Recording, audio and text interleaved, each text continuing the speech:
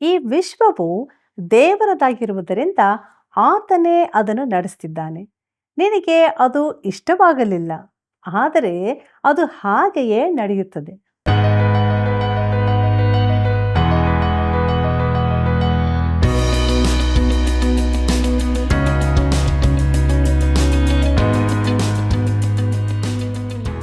ಆತ್ಮೀಯ ಮಿತ್ರರೇ, ನಿಮ್ಮೆಲ್ಲರಿಗೂ ಪ್ರೀತಿಯ ವಂದನೆಗಳನ್ನು ಸಲ್ಲಿಸುತ್ತಾ ದೈವಾನ್ವೇಷಣೆ ಸತ್ಯವೇದ ಅಧ್ಯಯನ ಕಾರ್ಯಕ್ರಮಕ್ಕೆ ಸುಸ್ವಾಗತವನ್ನು ಬಯಸ್ತೇವೆ.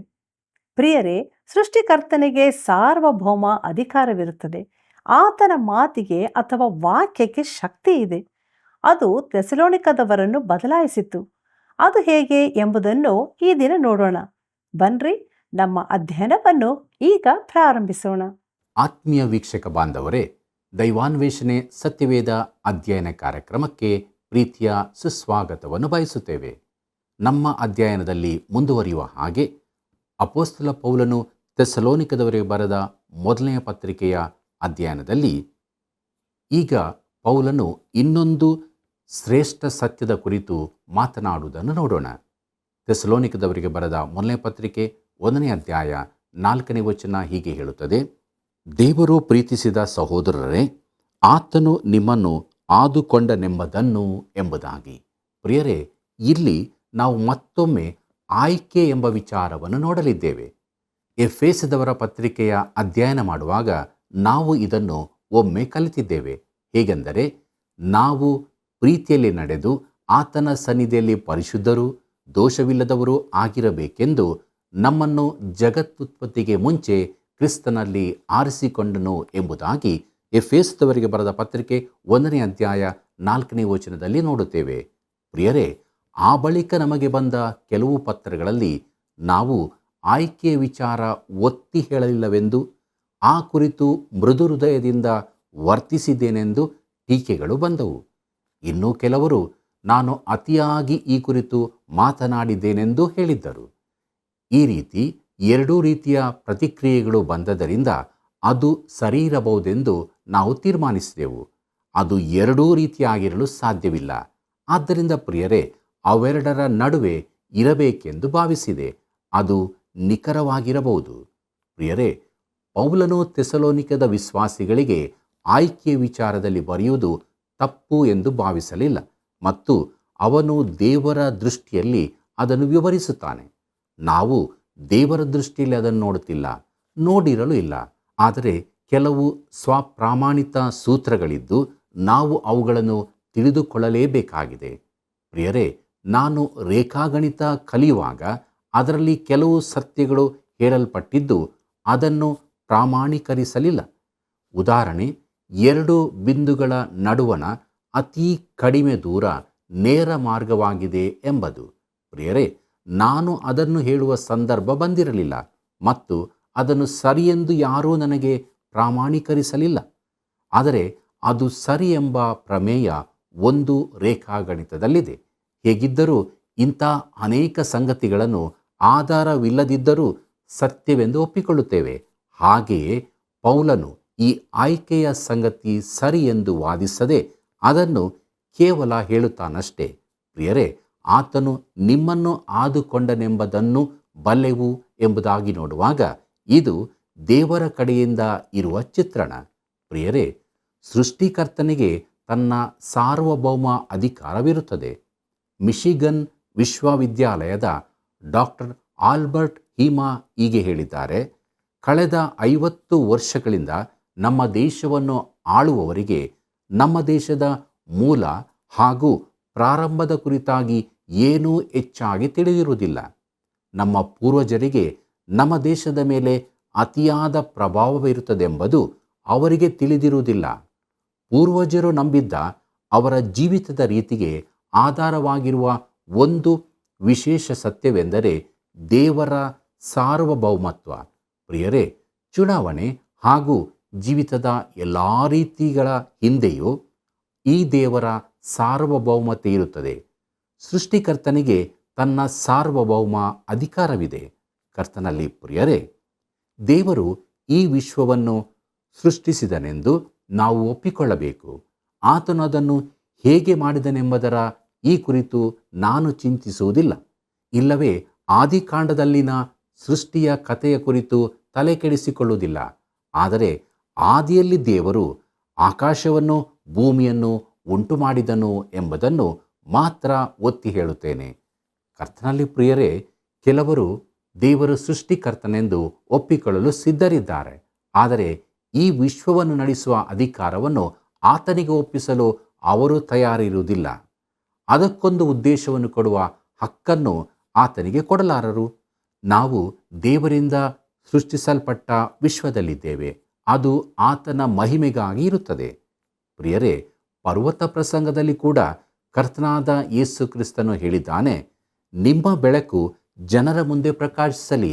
ಹೀಗಾದರೆ ಅವರು ನಿಮ್ಮ ಒಳ್ಳೆಯ ಕ್ರಿಯೆಗಳನ್ನು ನೋಡಿ ಪರಲೋಕದಲ್ಲಿರುವ ನಿಮ್ಮ ತಂದೆಯನ್ನು ಕೊಂಡಾಡುವರು ಎಂಬುದಾಗಿ. ಇದನ್ನು ನಾವು ಮತ್ತಾಯನ ಬರೆದ ಸುವಾರ್ತೆ 5ನೇ ಅಧ್ಯಾಯ 16ನೇ ವಚನದಲ್ಲಿ ಓದುತ್ತೇವೆ. ಪ್ರೀತಿಯುಳ್ಳ ಸಹೋದರ ಸಹೋದರಿಯರೇ, ನಿಮ್ಮ ಒಳ್ಳೆಯ ಕ್ರಿಯೆಗಳು ನಿಮ್ಮನ್ನು ಹೊಗಳುತ್ತವೆಂದು ಆತನು ಹೇಳಲಿಲ್ಲ. ಅವು ಪರಲೋಕದಲ್ಲಿರುವ ತಂದೆಯನ್ನು ಕೊಂಡಾಡುತ್ತವೆ. ನನ್ನ ಕ್ರೈಸ್ತ ಮಿತ್ರನೇ, ನಿನಗೊಂದು ಮಾತು ಹೇಳುತ್ತೇನೆ. ದೇವರು ಸೃಷ್ಟಿಕರ್ತನು. ಈ ವಿಶ್ವವು ಆತನ ಮಹಿಮೆಗಾಗಿ ಇರುತ್ತದೆ. ಆತನೇ ದೇವರು, ಬೇರಾರೂ ಇಲ್ಲ. ಆತನು ಯಾರಿಂದಲೂ ಬುದ್ಧಿಮಾತು ಕೇಳಬೇಕಾಗಿಲ್ಲ. ಈ ವಿಶ್ವವನ್ನು ಆತನು ತನ್ನ ಸ್ವಂತ ಉದ್ದೇಶಕ್ಕಾಗಿ ನಡೆಸುತ್ತಿದ್ದಾನೆ. ತನ್ನ ಸ್ವಮಹಿಮೆಗಾಗಿ ಅದನ್ನು ಮಾರ್ಗದರ್ಶಿಸುತ್ತಿದ್ದಾನೆ. ನಾನು ನೀನು ಜೀವಿಸುವ ಈ ವಿಶ್ವವು ದೇವ ಕೇಂದ್ರಿತವಾಗಿದೆ. ಅದು ಮಾನವ ಕೇಂದ್ರಿತವಾಗಲಿ ಬೇರಾವುದೇ ಆಗಲಿ ಅಲ್ಲ. ಇದು ದೇವರ ವಿಶ್ವವಾಗಿದೆ. ಆತನು ಅದನ್ನು ತನ್ನ ರೀತಿಯಲ್ಲಿ ನಡೆಸುತ್ತಾನೆ. ಕರ್ತನಲ್ಲಿ ಪ್ರಿಯರೇ, ಇನ್ನೂ ಒಂದು ಮಾತು ಹೇಳಬೇಕಾಗಿದೆ. ಅದೇನೆಂದರೆ, ದೇವರು ಕ್ರೂರಿಯಲ್ಲ. ಆತನು ನೀತಿವಂತನು, ನ್ಯಾಯವಂತನು. ಆತನು ಪರಿಶುದ್ಧನು. ಆತನು ಮಾಡಿದ್ದೆಲ್ಲವೂ ಸರಿಯಾಗಿಯೇ ಇರುತ್ತದೆ. ಪ್ರಿಯ ಮಿತ್ರನೇ, ನೀನು ಅದನ್ನು ಒಪ್ಪಲಿಕ್ಕಿಲ್ಲ. ಆದರೆ ನಾನು ಹೇಳುತ್ತೇನೆ, ದೇವರು ಮಾಡಿದ್ದರಲ್ಲಿ ಸರಿಯಾಗಿಲ್ಲದಿದ್ದರೆ ಮತ್ತು ದೇವರು ಅತ್ಯುತ್ತಮ ಯೋಜನೆಯ ಪ್ರಕಾರ ನಡೆಯುತ್ತಿಲ್ಲವೆಂದು ನೀನು ನೆನೆಸುವುದಾದರೆ, ನಾನು ಹೇಳುವುದೇನೆಂದರೆ, ನೀನೇ ತಪ್ಪಾಗಿದ್ದಿ. ದೇವರು ತಪ್ಪು ಮಾಡಿಲ್ಲ, ನೀನು ತಪ್ಪಾಗಿದ್ದಿ. ನೀನು ನಿನ್ನ ಯೋಚನೆಯನ್ನು ಬದಲಾಯಿಸಬೇಕಾಗಿದೆ. ಇಲ್ಲವಾದರೆ ನೀನು ಈ ವಿಶ್ವದೊಂದಿಗೆ ತಾಳ ತಪ್ಪುವನಾಗುತ್ತಿ. ವಿಶ್ವವು ದೇವರಿಗಾಗಿ ಇದೆ, ಆತನ ಮಹಿಮೆಗಾಗಿ, ಆತನ ಉದ್ದೇಶ ನೆರವೇರಿಕೆಗಾಗಿ ಇದೆ. ಆತನ ಮಹಿಮೆಗೆ ಹೊರತಾಗಿ ಏನೂ ನಡೆಯಲಾರದು. ಪ್ರಿಯರೇ, ಎಲ್ಲವೂ ಆತನ ನಿಯಂತ್ರಣದಲ್ಲಿದೆ. ಆತನೇ ಈ ವಿಶ್ವವನ್ನು ನಡೆಸುತ್ತಿದ್ದಾನೆ. ಇದನ್ನು ಮನಸ್ಸಿನಲ್ಲಿಟ್ಟುಕೊಂಡು ಇನ್ನೊಂದು ವಿಚಾರವನ್ನು ನೋಡೋಣ. ಅದೇನೆಂದರೆ, ಪ್ರಿಯಮಿತ್ರನೇ, ನೀನು ಹುಟ್ಟಿ ಬಂದಿರುವ ಸತ್ಯವನ್ನು ಯೋಚಿಸಿದ್ದೀಯೋ? ನಾನು ನೀನು ಇಲ್ಲದೆಯೇ ಇರಬಹುದಿತ್ತು. ದೇವರು ನನ್ನ ಬಳಿಗೆ ಬಂದು, ನೀನು ಅಸ್ತಿತ್ವದಲ್ಲಿರಲು ಬಯಸುತ್ತೀಯೋ ಎಂದು ಕೇಳಿರಲಿಲ್ಲ. ನಾನಿಲ್ಲದೆಯೇ ಇರುವಾಗ ಆತನು ಕೇಳುವುದಾದರೂ ಯಾರನ್ನು? ಆತನು ನನ್ನ ಅಸ್ತಿತ್ವಕ್ಕೆ ಕಾರಣನಾದವನು. ನಾನು ಗಂಡಾಗಿರಬೇಕೋ ಹೆಣ್ಣಾಗಿರಬೇಕೋ ಎಂದು ನನ್ನನ್ನು ಕೇಳಲಿಲ್ಲ. ನಾನು ಈ ದಿನ ಈ ಕಾಲದಲ್ಲಿ ಜನಿಸಿ ಬರಬೇಕೋ ಎಂದೂ ಕೂಡ ಕೇಳಿರಲಿಲ್ಲ. ನನ್ನ ಹೆತ್ತವರ ಆಯ್ಕೆಗಾಗಿ ಕೇಳಲಿಲ್ಲ. ಅವರು ಯಾರಾಗಿರಬೇಕು, ಹೇಗಿರಬೇಕು ಎಂದೂ ಕೇಳಲಿಲ್ಲ. ಪ್ರಿಯರೇ, ಈ ವಿಶ್ವವು ದೇವರದಾಗಿರುವುದರಿಂದ ಆತನೇ ಅದನ್ನು ನಡೆಸುತ್ತಿದ್ದಾನೆ. ನಿನಗೆ ಅದು ಇಷ್ಟವಾಗಲಿಕ್ಕಿಲ್ಲ, ಆದರೆ ಅದು ಹಾಗೆಯೇ ನಡೆಯುತ್ತದೆ. ಕರ್ತನಲ್ಲಿ ಪ್ರಿಯರೇ, ದೇವರು ಕ್ರೂರಿಯಲ್ಲ. ಯಾರೂ ಕೂಡ ಅವರ ಇಷ್ಟಕ್ಕೆ ವಿರುದ್ಧವಾಗಿ ಆರಿಸಲ್ಪಟ್ಟಿಲ್ಲ, ಇಲ್ಲವೇ ತಿರಸ್ಕರಿಸಲ್ಪಟ್ಟಿಲ್ಲ. ದೇವರು ತನ್ನೆಲ್ಲ ಕಾರ್ಯದಲ್ಲಿ ಸರಿಯಾದದ್ದನ್ನೇ ಮಾಡುವನಾಗಿದ್ದಾನೆ. ಪೌಲನು ಕೇಳುತ್ತಾನೆ, ಹಾಗಾದರೆ ಏನು ಹೇಳೋಣ? ದೇವರಲ್ಲಿ ಅನ್ಯಾಯ ಉಂಟೋ? ಎಂದಿಗೂ ಇಲ್ಲ. ಇದನ್ನು ನಾವು ರೋಮಾಪುರದವರಿಗೆ ಬರೆದ ಪತ್ರಿಕೆ 9ನೇ ಅಧ್ಯಾಯ 14ನೇ ವಚನದಲ್ಲಿ ಓದುತ್ತೇವೆ. ಮತ್ತು ತಾನೇ ಅದಕ್ಕುತ್ತರವಾಗಿ ಖಂಡಿತವಾಗಿಯೂ ಇಲ್ಲ ಎಂದು ಉತ್ತರಿಸುತ್ತಾನೆ. ಪ್ರಿಯರೇ, ದೇವರು ತಾನು ಮಾಡುವುದರಲ್ಲೆಲ್ಲ ಸರಿಯಾಗಿಯೇ ಇದ್ದಾನೆ. ಕರ್ತನಲ್ಲಿ ಪ್ರಿಯರೇ, ನಾವು ಕೇವಲ ಸೃಷ್ಟಿಗಳಾಗಿದ್ದೇವೆ ಎಂಬುದನ್ನು ಒಪ್ಪಿಕೊಳ್ಳುವ ಸ್ಥಿತಿಗೆ ನಾವು ಬರಬೇಕಾಗಿದೆ. ಸೃಷ್ಟಿಗಳು ಮಾತ್ರವಲ್ಲದೆ ದುರ್ದಶೆಯಲ್ಲಿರುವವರು ಕೂಡ. ಈ ದಿನಗಳಲ್ಲಿ ಹಾಗೆ ಹೇಳುವುದು ಕೆಲವರಿಗೆ ಇಷ್ಟವಾಗುವುದಿಲ್ಲ. ನಾವು ಪರಸ್ಪರ ಪ್ರಶಂಸಿಸಿಕೊಂಡು ನಾವೆಷ್ಟು ಒಳ್ಳೆಯವರು ಎಂದು ಹೇಳುತ್ತಿರುತ್ತೇವೆ. ಈ ಕಾರಣಕ್ಕಾಗಿಯೇ ಒಬ್ಬರನ್ನೊಬ್ಬರು ಪ್ರಶಸ್ತಿ ಕೊಟ್ಟು ಸನ್ಮಾನಿಸುವ ಕಾರ್ಯಕ್ರಮಗಳು ಎಲ್ಲ ಕಡೆ ನಡೆಯುತ್ತಿರುತ್ತದೆ. ಪ್ರಿಯರೇ, ಈ ರೀತಿ ಮಾಡುವುದರಿಂದ ಜನರು ತಾವು ಶ್ರೇಷ್ಠರು ಎಂದು ತಿಳಿದುಕೊಳ್ಳುತ್ತಾರೆ. ಆದರೆ ನಿಜವಾಗಿ ನಾವು ದೇವರಿಗೆ ವಿರುದ್ಧವಾಗಿ ತಿರುಗಿ ಬಿದ್ದವರಾಗಿದ್ದೇವೆ. ದೇವರು ನಮ್ಮನ್ನು ಒಂದು ರಾಷ್ಟ್ರವಾಗಿ ಪರಿಗಣಿಸಬೇಕಾದರೆ ಅದಕ್ಕೆ ಕಾರಣ ನಮ್ಮ ಪೂರ್ವಜರು. ಅವರು ನಮ್ಮ ದೇಶವನ್ನು ಸ್ಥಾಪಿಸಿದ್ದು. ಈಗ ನಾವು ಅವರನ್ನು ಹೀನೈಸುತ್ತಿದ್ದೇವೆ. ಆದರೆ ಈ ರಾಷ್ಟ್ರವು ಅವರಿಂದಾಗಿಯೇ ಇದೆ. ಬೇರೆಯವರು ಇದಕ್ಕಾಗಿ ದುಡಿದಿದ್ದಾರೆ. ನಾವು ಅವರ ಕ್ರಮದ ಫಲವನ್ನು ಉಣ್ಣುತ್ತಿದ್ದೇವೆ. ಅವರು ಒತ್ತಾಯಿಸಿದ ಒಂದು ಸಂಗತಿಯೆಂದರೆ ಸರ್ವರಿಗೂ ವೈಯಕ್ತಿಕ ಸ್ವಾತಂತ್ರ್ಯ ಇರಬೇಕೆಂಬುದಾಗಿ. ಪಾಪಿಗಳಾದ ನಮಗೂ ಆ ಸ್ವಾತಂತ್ರ್ಯವಿರುತ್ತದೆ. ಯಾಕೆಂದರೆ ಯಾವ ಪಾಪಿಗೂ ಬೇರೊಬ್ಬ ಪಾಪಿಯ ಕುರಿತಾದ ತೀರ್ಮಾನ ತೆಗೆದುಕೊಳ್ಳುವ ಹಕ್ಕು ಇರುವುದಿಲ್ಲ. ಪ್ರೀತಿಯುಳ್ಳ ದೇವಜನರೇ, ಈಗ ನಾವು ಅನುಭವಿಸುತ್ತಿರುವ ಈ ಸ್ವಾತಂತ್ರ್ಯಕ್ಕೆ ಕಾರಣ ನಮ್ಮ ಪಿತೃಗಳೇ. ಇದೇನೆಂದು ಈಗಿನ ರಾಜಕೀಯ ವ್ಯಕ್ತಿಗಳಿಗೆ ತಿಳಿದೂ ಇರುವುದಿಲ್ಲ. ಆದ್ದರಿಂದಲೇ ಪ್ರಜಾಪ್ರಭುತ್ವವು ಕಾರ್ಯಶೀಲವಾಗಿಲ್ಲ. ದೇವರ ಸಾರ್ವಭೌಮತೆಯನ್ನು ತಿಳಿಯದ ಹೊರತು ನಾವು ಆತನ ಸೃಷ್ಟಿಗಳೆಂದು ಒಪ್ಪಿಕೊಂಡು ಆತನೆದುರು ಬೊಗ್ಗಿಕೊಳ್ಳದ ಹೊರತು ಯಾವ ಪ್ರಜಾಪ್ರಭುತ್ವವು ಸಫಲವಾಗುವುದಿಲ್ಲ. ಕರ್ತನಲ್ಲಿ ಪ್ರಿಯರೇ, ಪೌಲನು ಥೆಸಲೋನಿಕ ವಿಶ್ವಾಸಿಗಳಿಗೆ ಹೇಳಿದ್ದನ್ನು ನಾನು ಪುನರುಚ್ಚರಿಸುತ್ತೇನೆ. ವಚನ 4 ನೋಡ್ರಿ, ದೇವರು ನಿಮ್ಮನ್ನು ಆದುಕೊಂಡನು ಎಂಬುದಾಗಿ ನೋಡುವಾಗ ಈ ವಚನ ನಿನಗೆ ಇಷ್ಟವಾಗದಿರಬಹುದು. ಆದರೆ ಸತ್ಯ ಸಂಗತಿ ಇದೇ ಆಗಿದೆ ಮತ್ತು ದೇವರು ಈ ವಿಶ್ವವನ್ನು ನಡೆಸುತ್ತಿದ್ದಾನೆ.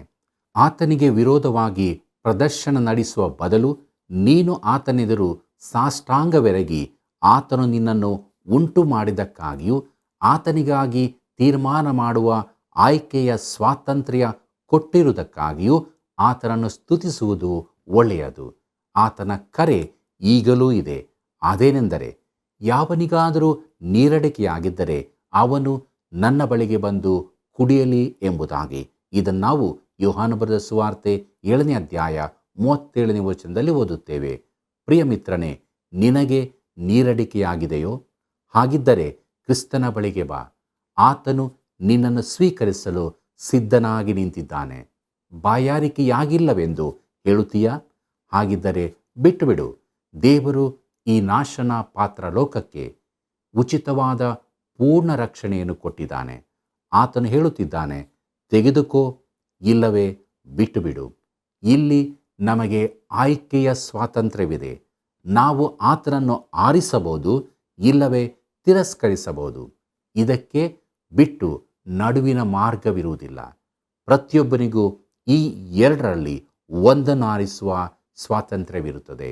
ಕರ್ತನಲ್ಲಿ ಪ್ರೀತಿಯುಳ್ಳ ಸಹೋದರ ಸಹೋದರಿಯರೇ, ಬಹಳ ಭರವಸೆ ಹಾಗೂ ಅತಿ ಸಂಕಟದೊಂದಿಗೆ ಸುವಾರ್ತೆ ಅಂಗೀಕರಿಸಲ್ಪಟ್ಟದ್ದು ಇನ್ನೊಂದು ವಿಶೇಷವಾದ ವಚನ ನಾವು ಕಲಿಯತಕ್ಕದ್ದು ಇಲ್ಲಿದೆ. ಅದೇನೆಂಬುದನ್ನು ನೋಡೋಣ. ಪೌಲನು ಥೆಸಲೋನಿಕದವರಿಗೆ ಬರೆದ 1ನೇ ಪತ್ರಿಕೆ 1ನೇ ಅಧ್ಯಾಯ 5ನೇ ವಚನ ಹೀಗೆ ಹೇಳುತ್ತದೆ, ನಾವು ಸಾರಿದ ಸುವಾರ್ತೆಯು ನಿಮ್ಮಲ್ಲಿ ಬರೀ ಮಾತಾಗಿ ಬಾರದೆ ಶಕ್ತಿಯೊಡನೆಯೂ ಪವಿತ್ರಾತ್ಮದೊಡನೆಯೂ ಬಹು ನಿಶ್ಚಯದೊಡನೆಯೂ ಬಂತೆಂಬುದನ್ನು ಬಲ್ಲೆವು. ನಾವು ನಿಮ್ಮಲ್ಲಿದ್ದು ನಿಮಗೋಸ್ಕರ ಎಂಥವರಾಗಿ ವರ್ತಿಸಿದ್ದೇವೆಂಬುದನ್ನು ನೀವು ಬಲ್ಲಿರಿ ಎಂಬುದಾಗಿ. ಕರ್ತನಲ್ಲಿ ಪ್ರಿಯರೇ, ಪೌಲನು ಹೇಳುತ್ತಾನೆ, ನಾವು ನಿಮ್ಮಲ್ಲಿಗೆ ಬಂದಾಗ ನಾವು ಸಾಮಾನ್ಯ ಮನುಷ್ಯರಂತೆ ಬಂದೆವು. ಬಲಹೀನ ಮನುಷ್ಯರಾಗಿದ್ದು ಎಲ್ಲರ ಹಾಗೆ ಬಾಯಿ ನಾಲಿಗೆಗಳಿದ್ದವರಾಗಿದ್ದೆವು. ನಾವು ನಿಮಗೆ ಮಾತನ್ನು ಮಾತ್ರ ಕೊಡಬಲ್ಲವರಾಗಿದ್ದೆವು. ಆದರೆ ನಾವು ದೇವರ ವಾಕ್ಯವನ್ನು ಕೊಟ್ಟೆವು ಮತ್ತು ದೇವರ ವಾಕ್ಯವು ಕೇವಲ ಬಾಯ ಮಾತಾಗಿ ಬಾರದೆ ಶಕ್ತಿಯೊಡನೆಯೂ ಪವಿತ್ರಾತ್ಮದೊಡನೆಯೂ ಬಂದಿತು. ಇದು ನಮ್ಮ ಸೇವೆಯನ್ನು ಜಗತ್ತಿನ ಅತಿ ಅದ್ಭುತ ಸೇವೆಯ ಮಟ್ಟಕ್ಕೆ ಏರಿಸುತ್ತದೆ. ನಾನು ಅದನ್ನು ಇಷ್ಟಪಡುತ್ತೇನೆ. ಪ್ರಿಯರೇ, ದೇವರ ವಾಕ್ಯ ಕಲಿಸುವುದನ್ನು ನಾನು ಇಷ್ಟಪಡುತ್ತೇನೆ. ಯಾಕೆ ಗೊತ್ತಿದೆಯೋ? ಯಾಕೆಂದರೆ ನಾನು ವಾಕ್ಯವನ್ನು ಬೋಧಿಸುವಾಗ ನನ್ನ ಮಟ್ಟಿಗೆ ಅದು ಕೇವಲ ಶಬ್ದಗಳು ಮಾತ್ರವಾಗಿದ್ದರೂ ಪವಿತ್ರಾತ್ಮನು ಆ ಮಾತುಗಳನ್ನು ತೆಗೆದು ಉಪಯೋಗಿಸುವಾಗ ಅವು ಶಕ್ತಿಯುತವಾಗಿರುತ್ತವೆ. ಇದಕ್ಕೆ ಸಾಕ್ಷಿಯಾಗಿ ಸುಮಾರು 500ರಷ್ಟು ಕರೆಗಳು ನಮಗೆ ಬಂದಿವೆ. ಒಬ್ಬ ಸ್ತ್ರೀ ಹೀಗೆ ಬರೆದಿದ್ದಳು. ಆಕೆ ಮೊದಲ ಬಾರಿಗೆ ನಮ್ಮ ಕಾರ್ಯಕ್ರಮ ವೀಕ್ಷಿಸಿದಾಗ ಆಕೆಯ ಗಂಡನು ಬೋಧಕನನ್ನು ಸುಮಾರು ಅರ್ಧ ತಾಸು ಶಪಿಸಿದನು. ಆದರೆ ಆಕೆ ಕಾರ್ಯಕ್ರಮವನ್ನು ವೀಕ್ಷಿಸುತ್ತಾ ಹೋದಳು. ಒಂದು ದಿನ ಅವನು ನಮ್ಮ ಸಂಗಡಲೂ ವಾದಿಸಿದನು. ಆದರೆ ಪ್ರಿಯರೇ, ಒಂದು ದಿನ ಆಕೆ ಕಾರ್ಯಕ್ರಮ ನೋಡಲು ಮರೆತಾಗ ಅವನೇ ಆಕೆಗೆ ನೆನಪಿಸಿದನು ಮತ್ತು ಆ ಕಾರ್ಯಕ್ರಮವನ್ನು ಅವನೂ ನೋಡುತ್ತಾ ಹೋದನು. ಹೀಗೆ ಅವನು ದೇವರ ವಾಕ್ಯವನ್ನು ಕೇಳುತ್ತಾ ಇರುವಾಗ ಒಂದು ದಿನ ದೇವರು ತನ್ನ ವಾಕ್ಯದ ಮೂಲಕ ಅವನ ಸಂಗಡ ಮಾತನಾಡಿದಾಗ ಅವನು ಕ್ರಿಸ್ತನನ್ನು ತನ್ನ ಸ್ವಂತ ರಕ್ಷಕನಾಗಿ ಅಂಗೀಕರಿಸಿದನು ಎಂದು. ಪ್ರಿಯರೇ, ಒಂದು ವೇಳೆ ಈ ಕಾರ್ಯಕ್ರಮವನ್ನು ಕ್ಷಾಣಾಕ್ಷತನದ ಪರಿಣಾಮವೆಂದು ನೀನು ಭಾವಿಸುವುದಾದರೆ ಅದು ತಪ್ಪಾಗಿರುತ್ತದೆ. ನಾನು ಯಾವ ರೀತಿಯ ಮಾರಾಟ ಪ್ರತಿನಿಧಿಯಾಗಿರಲಿಕ್ಕೂ ತಕ್ಕವನಲ್ಲ. ಆದರೆ ಅದ್ಭುತವಾದ ಸಂಗತಿ ಎಂದರೆ ದೇವರಾತ್ಮನು ದೇವರ ವಾಕ್ಯವನ್ನು ಉಪಯೋಗಿಸುತ್ತಾನೆ. ಇದು ನಮ್ಮ ಭರವಸೆ. ಪ್ರೀತಿಯುಳ್ಳ ದೇವಜನರೇ, ಈಗ ಸರಿಯಾಗಿ ಕೇಳಿರಿ. ಸತ್ಯವೇದವು ದೋಷರಹಿತವಾದ ದೇವರ ವಾಕ್ಯವೆಂದು ನಾನು ನಂಬುತ್ತೇನೆ. ನನಗೆ ಪತ್ರ ಬರೆದು ಪತ್ರಿಕೆಗಳ ಕುರಿತ ಪೀಠಿಕೆ, ಸಮಸ್ಯೆಗಳ ವಿಚಾರ ಬರೆಯಬೇಡಿರಿ. ಆ ಕುರಿತ ಸ್ವಲ್ಪ ಜ್ಞಾನ ನನಗೂ ಇದೆ. ಆದರೆ ಸತ್ಯವೇದವು ದೋಷರಹಿತವಾದ ದೇವರ ವಾಕ್ಯವೆಂದು ನಾನು ನಂಬುತ್ತೇನೆ. ಅಂದರೆ ದೇವರು ನಮ್ಮೊಂದಿಗೆ ಮಾತನಾಡುತ್ತಾನೆ. ನಾನು ಮತ್ತೂ ಮುಂದಕ್ಕೆ ಹೋಗುತ್ತೇನೆ. ದೇವರ ಆತ್ಮನು, ದೇವರ ವಾಕ್ಯವು ನಿನ್ನ ಹೃದಯದೊಳಕ್ಕೆ ತೂರಿ ಹೋಗುವಂತೆ ಮಾಡಿ ನೀನು ಮಾರ್ಪಡುವಂತೆ ಮಾಡುತ್ತದೆ. ಜನರು ಮಾನವ ಶರೀರದ ಬಲಹೀನತೆಯಿಂದಾಗಿ ರಕ್ಷಿಸಲ್ಪಡುವುದಿಲ್ಲ. ರೇಡಿಯೋದಲ್ಲಾಗಲಿ, ಬರಹದಲ್ಲಾಗಲಿ, ಟಿವಿಯಲ್ಲಾಗಲಿ ಹೇಳಲ್ಪಟ್ಟ ಕೆಲವು ವಾಕ್ಯಗಳಿಂದಲೂ ತಿರುಗಿ ಹುಟ್ಟಲಾರರು. ನೀವು ಪುನರ್ಜನ್ಮ ಹೊಂದಿದವರಾಗಿದ್ದೀರಲ್ಲ. ಆ ಜನ್ಮವು ನಾಶವಾಗುವ ಬೀಜದಿಂದ ಉಂಟಾದದಲ್ಲ, ನಾಶವಾಗದ ಬೀಜದಿಂದಲೇ ಉಂಟಾದದ್ದು ಎಂಬುದಾಗಿ ಪೇತ್ರನು ಬರೆದ ಮೊದಲನೇ ಪತ್ರಿಕೆ 1ನೇ ಅಧ್ಯಾಯ 23ನೇ ವಚನದಲ್ಲಿ ಓದುತ್ತೇವೆ. ಪ್ರಿಯರೇ, ದೇವರಾತ್ಮನು ದೇವರ ವಾಕ್ಯವನ್ನು ನಿನಗೆ ನಿಜವಾಗಿ ಮಾಡಬಹುದೆಂದು ನಾನು ನಂಬುತ್ತೇನೆ. ದೇವರ ವಾಕ್ಯವು ಅಂಥ ಶಕ್ತಿ ಹೊಂದಿದೆ. ಬೇರಾವ ಪುಸ್ತಕವನ್ನು ದೇವರಾತ್ಮನು ಈ ರೀತಿಯಾಗಿ ಉಪಯೋಗಿಸಲಾರನು. ಆದರೆ ದೇವರಾತ್ಮನು ದೇವರ ವಾಕ್ಯವನ್ನು ತೆಗೆದುಕೊಂಡು ಅತ್ಯದ್ಭುತ ಕಾರ್ಯ ಮಾಡಬಲ್ಲನು. ಅದೇನೆಂದರೆ ನಂಬದ ಸ್ಥಿತಿಯಲ್ಲಿರುವ ನಾಶನ ಪಾತ್ರನಾದ ಪಾಪಿಯನ್ನು ದೇವರ ಮಗುವನ್ನಾಗಿ ಮಾಡುವುದು. ಕರ್ತನಲ್ಲಿ ಪ್ರಿಯರೇ, ವಿಗ್ರಹಾರಾಧಕರಿಂದ ತುಂಬಿದ್ದ ರೋಮನ್ ವಸಾಹತು ಥೆಸಲೋನಿಕಕ್ಕೆ ದೇವರ ವಾಕ್ಯ ತಲುಪಿತು. ಆ ಪ್ರದೇಶವು ಜಗತ್ತಿನ ಅತಿ ಪ್ರಬಲವಾದ ರಾಜಕೀಯ ಹಾಗೂ ಸೈನ್ಯ ಶಕ್ತಿಯಿಂದ ತುಂಬಿತ್ತು. ಅಲ್ಲಿ ವಾಕ್ಯವು ಜನರ ಹೃದಯ ಜೀವಿತಗಳನ್ನು ಮುಟ್ಟಿ ಅವರನ್ನು ಬದಲಾಯಿಸಿತು. ಥೆಸಲೋನಿಕದಲ್ಲಾದ ಈ ಕಾರ್ಯವು ಇಂದು ಬೇರೆ ಕಡೆಗಳಲ್ಲೂ ಸಂಭವಿಸಲು ಸಾಧ್ಯವಿದೆ. ಪ್ರಿಯರೇ, 5ನೇ ವಚನವು ಬಹು ಪ್ರಾಮುಖ್ಯ ವಚನವಾಗಿರುವುದರಿಂದ ಅದನ್ನು ಮತ್ತೊಮ್ಮೆ ಹೇಳುತ್ತೇನೆ. ನಾವು ಸಾರಿದ ಸುವಾರ್ತೆಯು ನಿಮ್ಮಲ್ಲಿ ಬರೀ ಮಾತಾಗಿ ಬಾರದೆ ಶಕ್ತಿಯೊಡನೆಯೂ ಪವಿತ್ರಾತ್ಮದೊಡನೆಯೂ ಬಹು ನಿಶ್ಚಯದೊಡನೆಯೂ ಬಂತೆಂಬುದನ್ನು ಬಲ್ಲೆವು.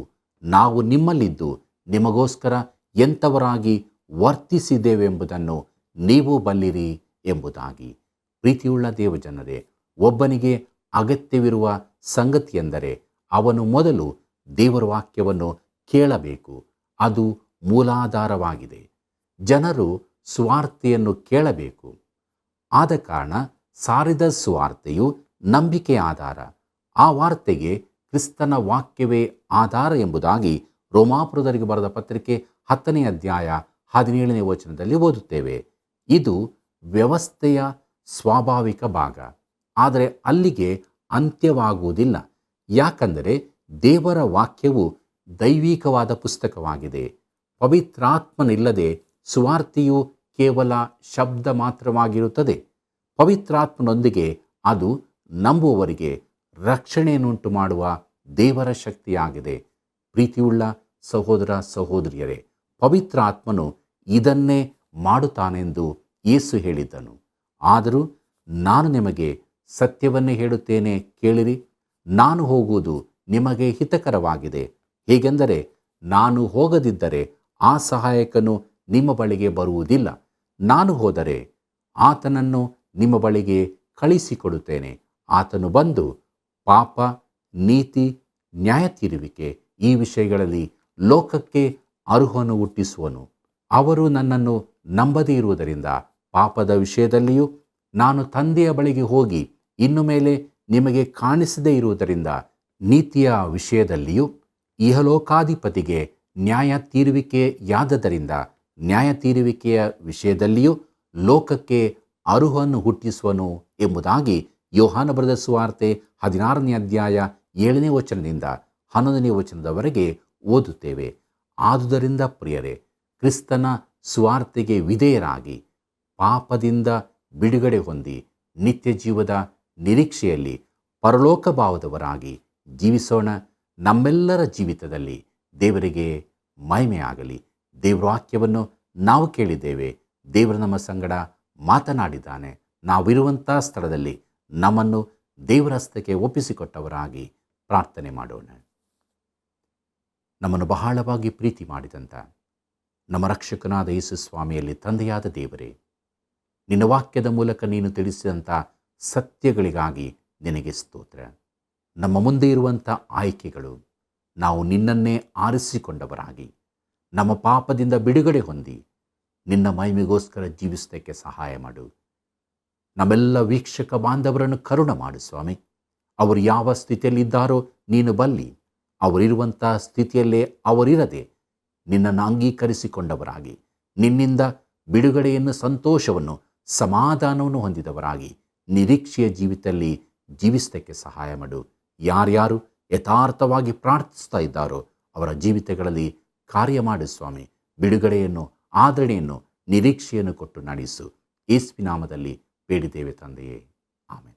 ಪ್ರಿಯರೇ, ಈ ವಿಶ್ವವನ್ನು ದೇವರು ತನ್ನ ಸ್ವಂತ ಉದ್ದೇಶಕ್ಕಾಗಿ ನಡೆಸುತ್ತಿದ್ದಾರೆ. ಆತನಲ್ಲಿ ಅನ್ಯಾಯವೇನೂ ಇಲ್ಲ. ದೇವರು ಥೆಸಲೋನಿಕ ಸಭೆಯನ್ನು ಆದುಕೊಂಡ ಹಾಗೆ ನಮ್ಮನ್ನು ತನ್ನ ಮಗನ ಮೂಲಕ ಆದುಕೊಂಡಿದ್ದಾನೆ.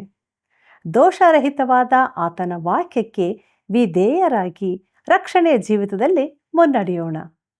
ಪ್ರಿಯ ವೀಕ್ಷಕರೇ, ನಿಮ್ಮ ಪ್ರೀತಿಯ ಪ್ರೋತ್ಸಾಹದಾಯಕ ಕರೆಗಳಿಗಾಗಿ ಕೃತಜ್ಞತೆಗಳನ್ನು ಸಲ್ಲಿಸ್ತಾ ಇದ್ದೇವೆ. ಪ್ರತಿಯೊಂದು ಕರೆಯು ಈ ಸೇವೆಯ ಅಭಿವೃದ್ಧಿಗೆ ಸಹಾಯವಾಗ್ತಿದೆ. ತಪ್ಪದೆ ಕರೆ ಮಾಡ್ರಿ. ಮುಂದಿನ ಕಾರ್ಯಕ್ರಮದಲ್ಲಿ ಮತ್ತೆ ನಾವು ಭೇಟಿಯಾಗೋಣವಾ? ವಂದನೆಗಳು.